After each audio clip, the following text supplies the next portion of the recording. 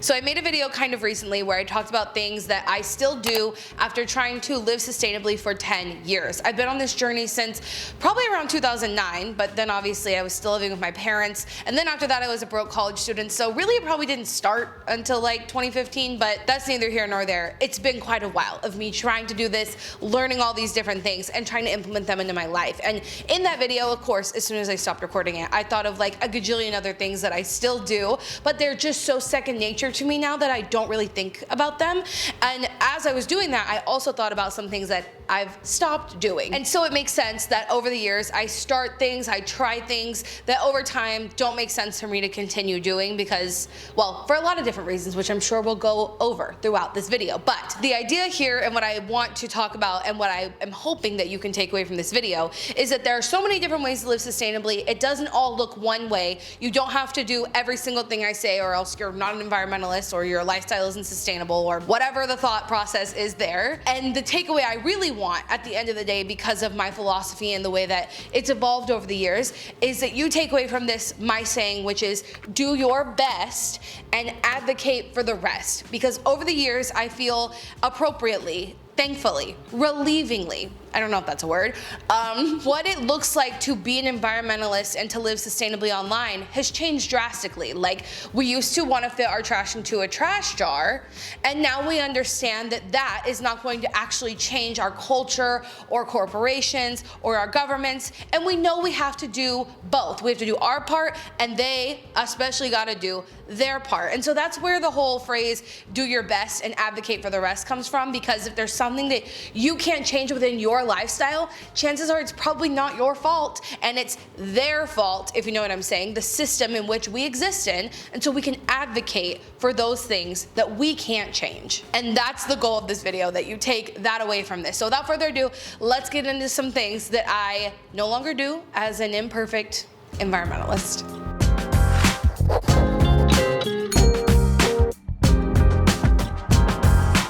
So I currently no longer grow my own food. Gasp, I know. So this is not to say that I never will again, because I am sure that I will at some point. But for the last 2 years, I have been working diligently on an ecological restoration project in my front yard. I've learned so much about ecology over the last few years. I am in, well, I'm done with my Texas Master Naturalist class, which taught me a lot about soils and fungi and water and plants and botany and birds and mammals. Like, we learned about everything. And I started realizing that, like, we truly have completely changed our landscape, and that changes everything. When you change what's in and on the ground, it changes everything up the food chain. And that became my greatest joy. Well, it has become my biggest joy, my biggest passion over the last little while. But because I've been focusing so much on all of those things and working on those things in my front yard for my certified wildlife habitat, if you didn't see my recent video where I put up my sign because I finally got certified, it was so exciting. Go check it out. Because I've been doing that, it has taken honestly so much work, so much time. And there are a few months out of the year where I simply am not going to be outside doing work. Okay, I'll do maintenance, but my ass isn't outside pulling, planting, weeding. I'm not doing all that in the summer, okay? I've just really been focusing on growing those plants to restore habitat and not so much on growing food for myself. And part of that is honestly also because when we moved to Austin, I gained access, I should say, to so much more wonderful, local, sustainably produced food. Not only at our regular grocery stores, but the farmers markets here are wonderful. Our CSA boxes are even better. So it's felt like a little bit like my efforts and my time were much better spent on that project than trying to grow food for myself. Growing food for myself has become so innate and normal within me that I set up my beds as soon as we got here. As soon as I could get my hands on some beds, I had them set up, thinking I would have the time and energy to do all of it, but I just didn't. And so growing food became something that's just not a priority for me right now. And so in that time, I have stopped growing my own food. I no longer avoid foods because they come in plastic. I want you to know that there were years of my life where I avoided eating strawberries because I couldn't find them anywhere in not a plastic clamshell. And I didn't want to be buying the plastic clamshells on a regular basis, so I just didn't buy them for like a while in my life. I think like the time in my life where I was avoiding buying certain foods because of plastic really changed my diet in like a really negative way that I can talk about at some other point in my life. It's really frustrating to think about how individualistic and like pressure on ourselves we used to put because we just couldn't see governments and corporations doing their part. At least for me, I felt like we had to change in order for them to change. But strawberries are definitely like one of my favorite foods, probably my second favorite fruit ever other than a grapefruit. And I started trying to grow them myself because I miss them so much. And honestly, I had a fruitful career as a strawberry farmer one season. I did really well with my strawberries. And the reason I stopped avoiding food because of packaging is simply because the message is not getting through to anyone when I don't buy strawberries because of the plastic, okay? So I want you to think about this, like the reason that we would not buy something or choose to buy something else is because of its sustainability, right? Like if I'm not buying strawberries because they come in plastic, the goal is to not create a demand for more of it. The point of voting with our dollars and the things that we choose to buy and the things that we don't choose to buy, the end all be all goal is for less of those things to be produced, okay? And me not buying food because it came in plastic, that message is not getting to anybody. It's not getting to anybody simply by me not buying them. It's just not happening. It's much more worth my time and it's much better for my sanity if I just write these brands on a regular basis and tell them I really don't like buying plastic on such a regular basis. I think there's definitely an alternative out there that would work better for you, for me, for the planet, and just getting in a regular rotation of saying that. And then more than that, that's like on my individual level, I was avoiding the strawberries. On the corporate level, I was asking them to change. And on a government level, I can work within my city, my state, and even at a federal level if that's what you want to tackle. I work here in Austin. I prefer my activism to remain local, but we can create ordinances and laws and regulations that say if you're packaging things in plastic, it has to be X amount of recycled materials to ensure that those brands are responsible for taking back the packaging or at least participating in the recycling process in some way. We can create legislation that says by XYZ date, your packaging will be reduced to something that can be reduced, reused, or recycled or composted. Like there are things we can do if we do our best and advocate for the rest. That doesn't mean we have to give up strawberries. And those things are much more productive than giving up strawberries. I do not avoid sunscreen because of packaging, okay? There have been videos on my channel where I test out different sunscreens that are more sustainably packaged, and I would love to be able to find something that I love that is sustainably packaged, that has a refill, etc. But I am literally so terrified of skin cancer. I think I've talked about this before, but I have a lot of moles in general. I don't know if you can see some of them on me right now, but there was one on my back that was really concerning that I went to get checked out a couple years ago, and I remember the doctor came in and was like, ooh, yeah, we're gonna need to biopsy that, and then left the room. Or maybe it was the medical assistant that did that. I don't remember who it was, but regardless, they were like, ooh, yeah, that's concerning. We're gonna need to biopsy that. And then left me in the room for like 10 minutes by myself. And like all the thoughts that just like raced through my mind. And it was that moment that I decided I don't care about what sunscreen comes packaged in. My health is more important. And so I no longer avoid sunscreens because of the packaging that they come in. Mostly for my face, because if I'm gonna be outside to the point where I would sunscreen like my whole body, because it's not something I do on a daily basis. But if I'm gonna be outside where I know I need to wear sunscreen, your girl is gonna be wearing UPF clothing. Like I have shirts and I have pants and I have an umbrella that's UV blocking, whatever it's called. I'll wear a hat, I will wear sunscreen. I will take measures that aren't just putting on like a aerosol sunscreen that's like going to destroy the habitat, okay? I obviously still care about that aspect of it, but the packaging just doesn't matter to me, okay? And I've gotten a lot of questions over the years of what sunscreen I use. I'm just gonna tell you, if I have to put sunscreen anywhere other than my face, I'm using Alba sunscreen to put on like my feet. Sometimes I have to do and stuff like that, but I will always spray it indoors, not outdoors. And my friends will always make comments like, most people do that the opposite. Like someone asked me for sunscreen the other day and I was like, yes, but can you go inside to put it on? Go in my garage at least, because I don't want it flowing out into the environment. I'm literally trying to build a habitat in my front yard, so if you go and kill the bugs that I'm trying to attract, it's not good. But I'll take other steps to protect my skin other than just like willy-nilly using a bottle of banana boat. Okay, I understand. I literally don't care about the packaging of sunscreen anymore because my health is more important and I have no interest in having another health scare like that. I have kind of always said that I'm not a DIY girly, and when I say that, mainly what I mean is I don't like to make my own body care stuff. I've never been good at it. I've always been grateful for brands that do the more eco-friendly things so that I don't have to. But I have tried on this channel many a times to DIY different forms of like skincare and makeup and beauty stuff, and I have just given up on that. I have no interest. I've never been good at it. I don't want to attempt it anymore. It's not something that I even really see people doing in the sustainable living area. Like, I don't hear people talking about how they DIY their own stuff anymore because it's not really good at the end of the day. Like, putting baking soda in something to go on your body is not going to be as good as buying something that's meant for that purpose. Same thing with like using baby powder or cocoa powder as like something on your face or in your hair. It's just not as good. I don't do that anymore. I would love to hear if you do. If you have like a recipe that you swear by and you've used it for years, like long term, let us know in the comments, but it's not my journey. And that's a quick, easy one. It's as simple as that. It's not my journey. I have been trying to live a more sustainable lifestyle for so long that I have seen so many bulk stores come and go. And it really breaks my heart. Like I want to say this was the first bulk grocery store in the US was here in Austin actually. And it was called Ingredients. And I remember when I learned about it, I was so obsessed. I thought it made so much sense. And I had so much hope. And I would drive a significant amount of time to go there instead of just my regular grocery store because I believed in the mission and all those sort of things.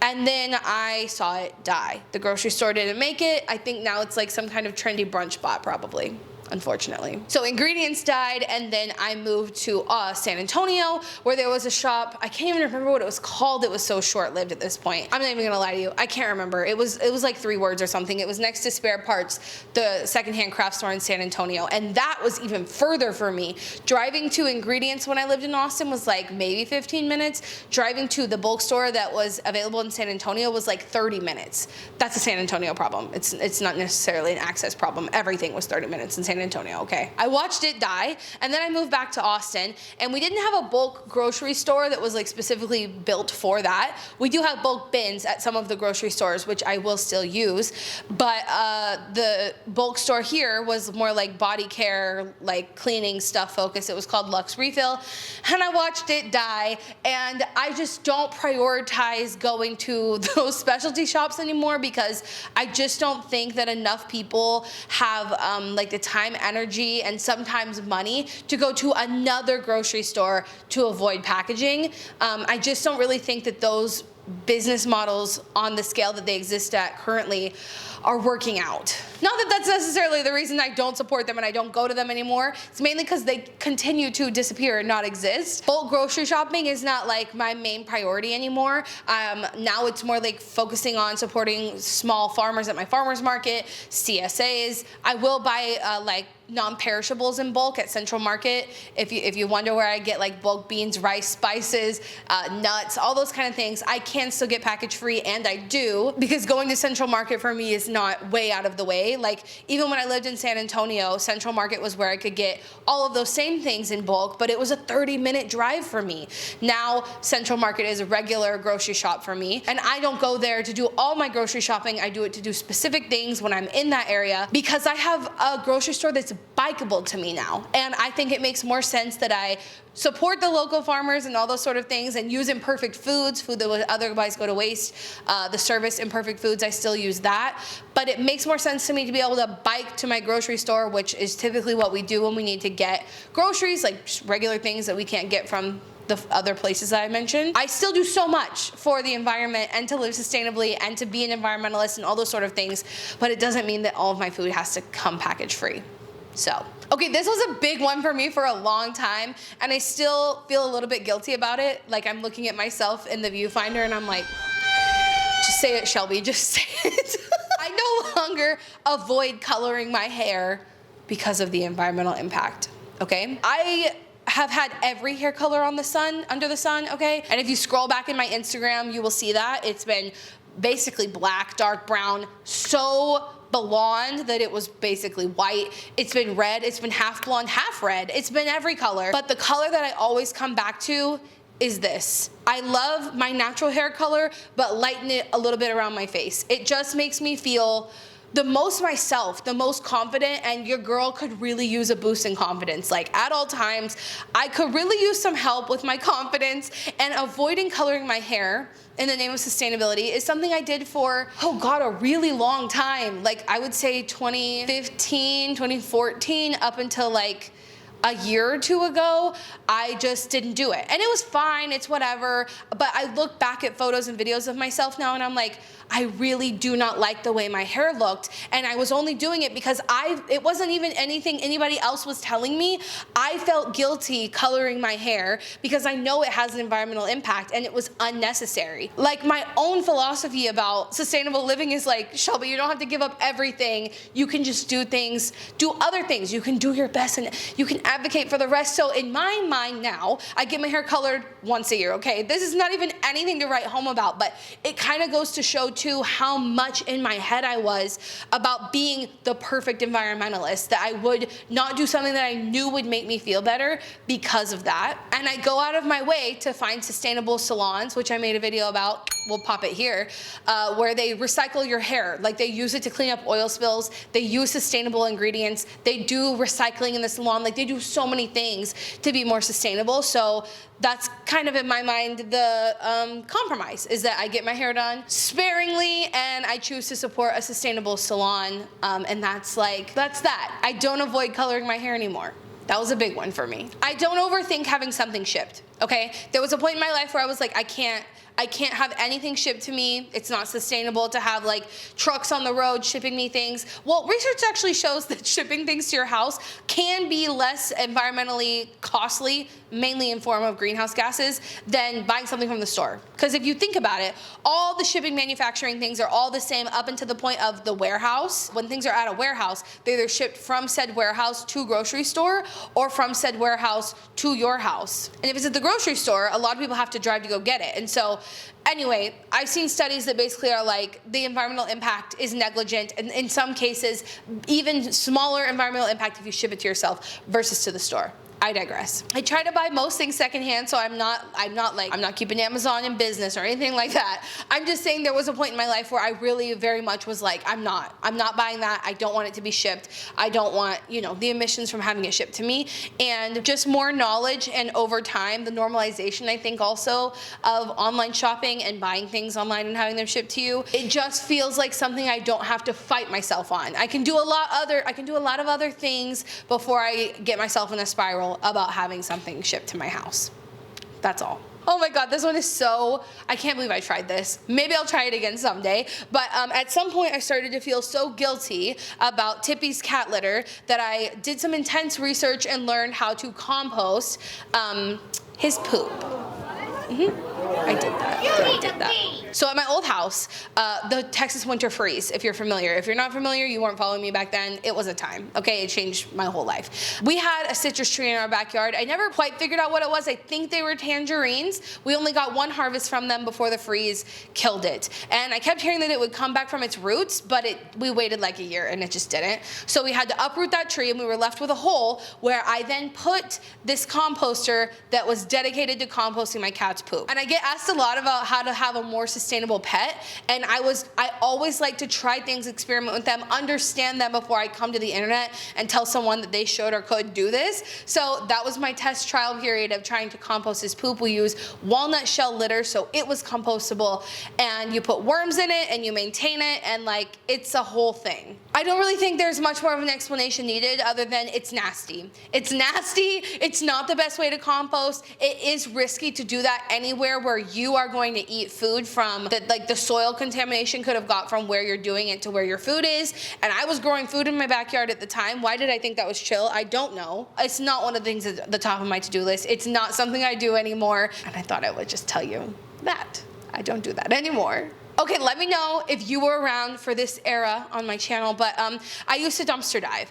Well, I still do, just not on a regular basis. It's not part of my everyday routine like it was back in the day. The reason I stopped dumpster diving, or at least the reason I stopped posting about it online, is because I really was trying to use dumpster diving as a message to explain how wasteful businesses are. And how businesses are incentivized by our regulations, by our government, to be wasteful. They get tax write-offs when they throw things away instead of giving it to someone else. It makes sense to, for some reason, under the economic structure that we live under, which is so irritating, that it makes sense to throw something away instead of giving something to someone in need, because of this thought process that will reduce your worth of your goods, or it will feed someone who would have otherwise bought from you. Our economic structure, when people don't understand how there's literally millions of pounds of food going to waste, and also people experiencing food insecurity, and that is incentivized by our economic model, and people don't get that. It really frustrates me, but that was the goal of making those videos. And it's not just food, it's all kinds of different ways that businesses are incentivized to throw things away because they'll get the tax write-off instead of donating it to those in need. Unfortunately, I don't control the algorithm. I don't control who gets to watch my videos, and so a certain subset of those videos got popular amongst the makeup girlies, because this was the time, the peak of makeup YouTubers and those sort of things. And people were mainly just interested in how to get their hands on these consumer products that are very expensive for free. And the videos more so became about that, satisfying that part of consumerism rather than understanding the deeper issue behind it. And that just didn't sit right with me. I would be interested in going and trying doing some of those things again, mainly to see how things have changed, if people are still throwing out things the same way, and if they lock up the dumpsters and stuff like that. There was so much drama around that back in the day. That's one of the things I don't do anymore, is dumpster diving. And I think one of the most important things I no longer do is waste my time and energy on people who don't care what I have to say.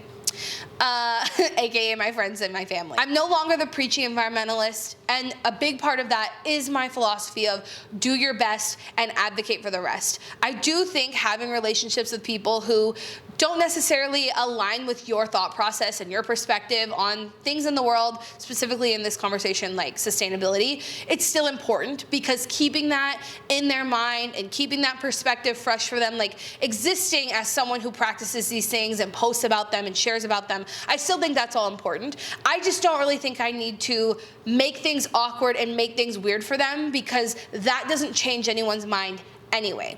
So I now focus that energy, attention, that frustration that I have locally by serving on a board in my city, by going and doing volunteer events, workshop events, meeting people who care about those things, talking to them, and then doing the work of talking to my city council people, of being in working groups, of advocating in different sort of ways. That really relieves my frustration at the people that I see not doing their part, who, by the way, oftentimes have the privilege to be able to do so and do not. But I realize that there is a better way to spend my time and energy, and the only thing that's really ever changed anyone's mind in my friends or my family is simply me existing as who I am and sharing about the things that I care about. And eventually, in some cases, it rubs off on the people, and they start to care about the things that I do, and they start to want to listen to what I have to say, and they ask me to tell them about things. Your girl's still gonna reference certain things that are important to bring up. I'm still gonna talk about, yes, how our insane weather is because of climate change,